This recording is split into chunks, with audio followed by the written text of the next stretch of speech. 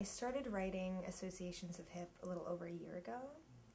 It all kind of sprung from this party I went to on the Lower East Side that was taking place in this building that was going to be torn down to rebuild condos in its place. The tenants of the building kind of grouped together and decided to throw what they called a demolition party, where like everybody was invited to come and like tear down walls. The vibe was like super positive in this weird way.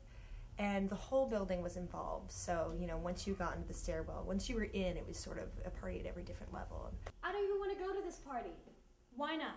Because watching a bunch of 20-somethings get fucked up in American apparel, dancing to atonal music, and fucking is not my idea of a good time. Also working with the journey of the protagonist of the story, Laura, who is a video blogger and a photographer, and sort of her journey through being successful commercially and getting this great job, but holding back on her own work and almost to the point of like forgetting that part of her, that initial spark that led her to photography. We don't have to go.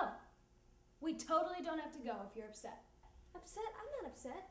I do have to go. It's a job. I have to go to this. It became very apparent to us whenever Diana and I were working on rewrites and things for this. Since there's a prominent element of video blogging in this, we should probably have some sort of amount of video.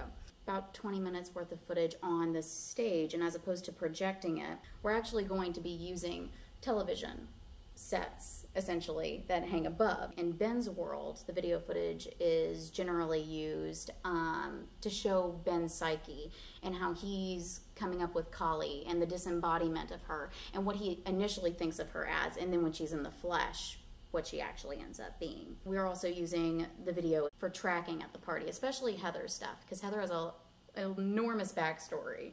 It also helped us to get more of what Laura's interests are, what draws her eye, what things are actually artful and artistic for her, and what things are a job. Seriously, I'm working there and you're with me. If you get caught with that, I'm gonna get fired.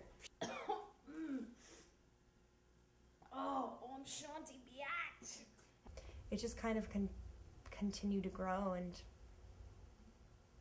now we're on to the next step. Woo!